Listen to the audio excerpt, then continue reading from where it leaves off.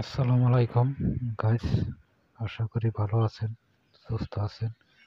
তো ওই যে আমার দ্বিতীয় ধান ক্ষেতের ফুল আসতেছে, তো মানে থুর আসতেছে, ধান অলরেডি আসতেছে। তো এই ক্ষেতে প্রচুর পরিমাণ ধান আসতেছে, ভালো হয়েছে।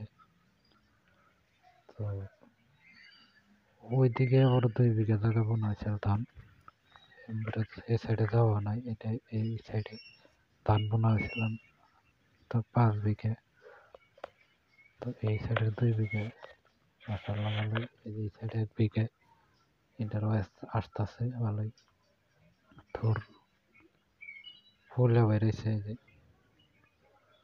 তো ধান খেতে থোর উঠানোর টাইমে কি কি স্প্রে করতে লাগে আপনারা প্লিজ কমেন্ট করে জানাবেন।